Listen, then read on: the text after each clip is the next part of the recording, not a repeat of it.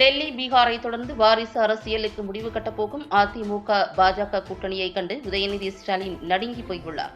அரசியலில் ஆத்திச்சூடி எழுதியது போல உதயநிதி ஸ்டாலின் பேசுவது தமிழகத்திற்கு சாபக்கேடு. கார்கள் மீது கவனம் செலுத்தும் உதயநிதி ஸ்டாலின் தமிழக இளைஞர்கள் மீதும் கவனம் செலுத்த வேண்டும். அதிமுகவை பற்றியும் எடப்பாடியாரை பற்றியும் அரசியல் அநாகரிகமின்றி உதயநிதி ஸ்டாலின் விமர்சனம் செய்து வருவது கண்டிக்கத்தக்கது. சட்டமன்ற எதிர்க்கட்சி துணைத் தலைவர் ஆர்.பி. உதயகுமார் கடும் தாக்கு. சட்டமன்ற எதிர்க்கட்சி துணைத் தலைவர் ஆர்.பி. உதயகுமார் உதயநிதி ஸ்டாலினை கண்டித்து வீடியோ பதிவு வெளியிட்டுள்ளார். அதில் அவர் கூறுகையில்,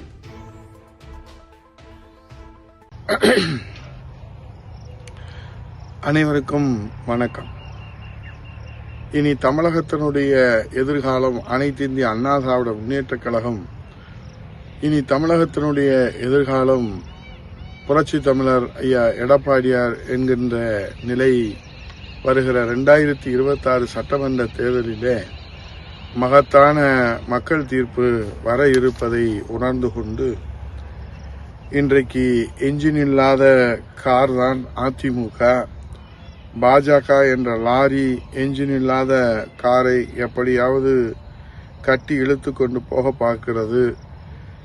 இதை காப்பாற்ற வேண்டும் என்று அதிமுகவை பற்றி திருவண்ணாமலையிலே ஞாயிற்றுக்கிழமை நடைபெற்ற திமுக இளைஞரணி வடக்கு மண்டல மாநாட்டிலே தலைமை வகித்து உதயநிதி ஸ்டாலின் அவர்கள் தன்னுடைய அரசியல் எதிர்காலம் அனைத்து இந்திய அண்ணா திராவிட முன்னேற்றக் கழகத்தால் கேள்விக்குறி ஆகிவிடுமோ என்கிற காரணத்தினாலும் அனைத்து இந்திய அண்ணா திராவிட முன்னேற்றக் கழகம் பாரதிய ஜனதா கட்சியின் உறுதியான வெற்றி கூட்டணியால் திமுகவினுடைய வெற்றி இன்றைக்கு கேள்விக்குறியாகியிருக்கிறது. இதற்கு கலங்கி போய் கண் கலங்காமல் அவர் ஒரு நாடகத்தை அரங்கேற்றிருக்கின்றார்கள். ஆகவே திமுகவினுடைய வெற்றி கேள்விக்குறியாகியிருப்பதனாலே பாரதிய ஜனதா கட்சி அதிமுகவை பற்றி அவர் கவலைப்பட்டு கொண்டே இருக்கிறார் என்பதுதான் நேற்றைய அவருடைய விமர்சனத்திலே நாம் புரிந்து கொள்ள முடிகிறது. ஏனென்று சொன்னால் வாரிசு அரசினுடைய அடையாளமாக உதயநிதி ஸ்டாலின் இன்றைக்கு தடையாக இருப்பது, உதயநிதி ஸ்டாலினுடைய வாரிசு அரசியலுக்கு தடையாக இருப்பது தமிழகத்திலே அனைத்து இந்திய அண்ணா திராவிட முன்னேற்றக் கழகமும் புரட்சி தமிழர் ஐயா எடப்பாடியார் என்கிற ஜனநாயகத்தின் அடையாளம்தான். அது மட்டுமல்ல, இன்றைக்கு இமய முதல் குமரி வரை ஜனநாயகம் மலர வேண்டும், வாரிசு அரசியல் ஒழித்து கட்டப்பட வேண்டும், சர்வாதிகாரத்துக்கு முடிவுரை எழுத வேண்டும், குடும்ப ஆதிக்கத்தை வீழ்த்த வேண்டும் என்கிற அந்த லட்சியத்தோடு பாரதிய ஜனதா கட்சி அனைத்து இந்திய அண்ணா திராவிட முன்னேற்றக் கழகம் கூட்டணி அமைத்து இன்றைக்கு குமரி முதல் இமயம் வரை அதை சாதித்துக் கொண்டிருக்கிறது.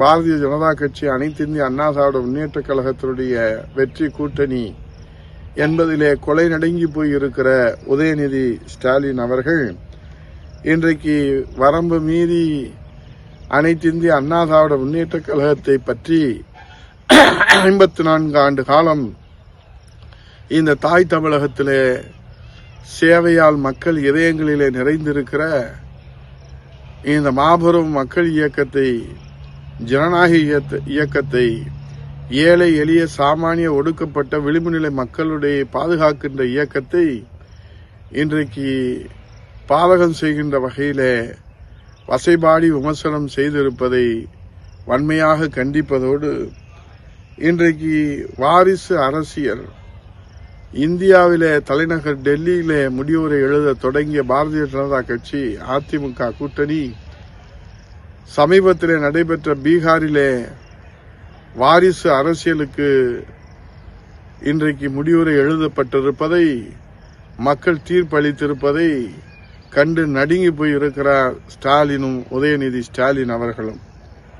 அதோடு மட்டுமல்ல, புரட்சித் தலைவர் எம்ஜிஆர் அவர்கள், மன்னாதி மன்னன் மக்கள் திலகம் நம்முடைய பாரத ரத்னா புரட்சித் தலைவர் அவர்கள் இந்த அனைத்து இந்திய அண்ணா திராவிட முன்னேற்றக் கழகம் எப்போது துவங்கியது, கலைஞர் அவர்கள் திமுகவிலே வாரிசு அரசியலை புகுத்த நினைத்து தன் மகன் முத்துக்கு அவர் அதிகாரம் பூசுவதற்காக அரிதாரம் பூசுகிற போதுதான் அங்கே பிளவு ஏற்பட்டது.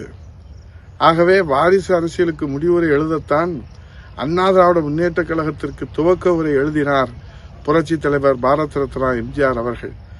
அவர் எழுதிய துவக்க உரையிலேதான் புரட்சி தலைவி இதயதெய்வம் அம்மா அவர்கள் வெற்றி உரையாற்றினார்கள். புரட்சி தலைவி அம்மா அவர்களும் புரட்சி தலைவர் அவர்களும் துவக்கிய அனைத்து இந்திய அண்ணா திராவிட முன்னேற்ற கழகம், வளர்த்தெடுத்த அனைத்து இந்திய அண்ணா திராவிட முன்னேற்ற கழகம் தமிழக மக்களை மீட்பதற்காக உங்கள் குடும்ப ஆதிக்கத்திலிருந்து, உங்கள் வாரிசு அரசியலிருந்து, குடும்ப அரசியலிருந்து, சர்வாதிகாரத்திலிருந்து, அடக்குமுறையில இருந்து ஜனநாயகத்தை காப்பாற்றி, மக்களாட்சியை காப்பாற்றி, தமிழகத்தை காப்பாற்றி, மக்களை காப்பாற்றுவதற்காகத்தான் இன்றைக்கு அனைத்து இந்திய அண்ணா திராவிட முன்னேற்ற கழகம் மக்கள் சக்தியோடு மகத்தான இயக்கமாக புரட்சி தமிழர் ஐயா எடப்பாடி அவருடைய தலைமையிலே வீறு கொண்டு எழுந்து வெற்றி வரலாறு படைத்து வருகிறது.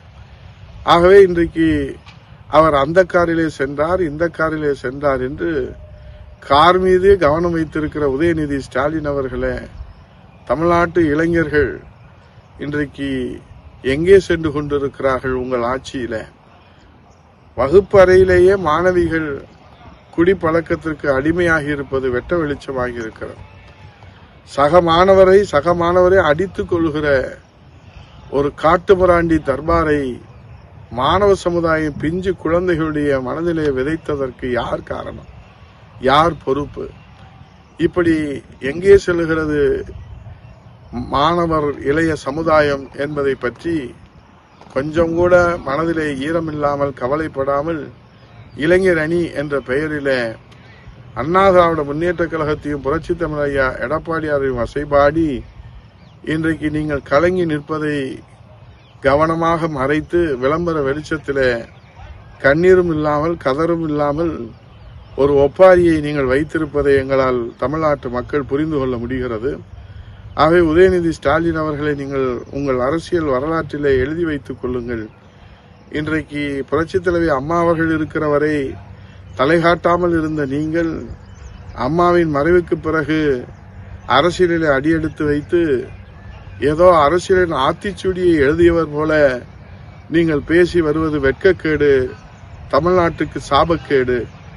ஆகவே இன்றைய சூழ்நிலையில புரட்சி தமிழர் ஐயா எடப்பாடியார் என்கிற ஒரு சாமானியர் ஜனநாயகத்தை காப்பாற்றுவதற்கு, தமிழகத்தை மீட்டெடுப்பதற்கு, மக்களை காப்பதற்கு, குடும்ப ஆதிக்கத்திற்கு முடிவுரை எழுதுவதற்கு இன்றைக்கு வெற்றி பயணம், எழுச்சி பயணத்தை மேற்கொண்டு அண்ணா திராவிட முன்னேற்ற கழகத்தை உயிரோட்டமாக வெற்றி பாதையிலே அழைத்துச் செல்வதை பொறுத்துக் கொள்ள முடியாத நீங்கள் எத்தனை கோடி விமர்சனங்கள் வைத்தாலும் அதை அண்ணா திராவிட முன்னேற்ற கழக தொண்டர்கள் எதிர்கொள்வார்கள்.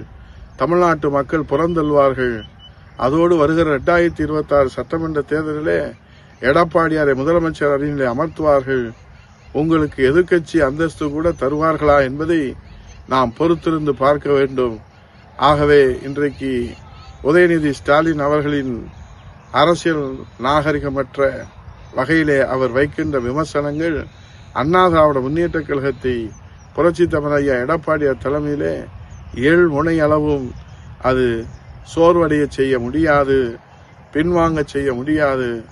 களத்தில் நின்று இன்றைக்கு கள போராளிகளாக அண்ணா திராவிட முன்னேற்ற கழக தொண்டர்கள் போராடி கொண்டிருக்கிறார்கள். மக்கள் அவர்களுக்கு ஆதரவு தருவார்கள். உதயநிதி ஸ்டாலின் அவர்களே, 1000 கலைஞர் வந்தாலும், 1000 ஸ்டாலின் வந்தாலும், 1 லட்சம் உதயநிதி வந்தாலும் அண்ணா திராவிட முன்னேற்ற கழகம் என்பது மக்கள் இயக்கம். அண்ணா திராவிட முன்னேற்ற கழகம் என்பது ஏழைகள் இயக்கம், எளியவர்கள் இயக்கம், சாமானியர்கள் இயக்கம். இது மக்களோடு மக்களாக இருக்கிற இயக்கம். இது தொண்டர்களுடைய இயக்கம். இன்னும் 100 ஆண்டுகளுக்கு புரட்சி தலைவி அம்மா அவருடைய அந்த உயிர் சொல்லுக்கு இலக்கணம் தருகின்ற வகையிலே தான் புரட்சி தமிழர் ஐயா எடப்பாடியார் அவர்கள் தொண்டர்களை தாயாக அரவணைத்து அண்ணா திராவிட முன்னேற்ற கழகத்தை உயிருக்கு மேலாக வளர்த்தெடுத்துக் கொண்டிருக்கிறார்கள். அதை புரிந்து கொண்ட தமிழ்நாட்டு மக்கள் அவருக்கு மிகப்பெரிய வரவேற்பு அளித்துக் கொண்டிருப்பதை பொறுத்துக் கொள்ள முடியாத உதயநிதி ஸ்டாலின் அவர்களுக்கு 2026 சட்டமன்ற தேர்தல் நிச்சயமாக பாடம் புகட்டும் என்பதை சொல்லி விடைபெறுகிறேன். நன்றி, வணக்கம்.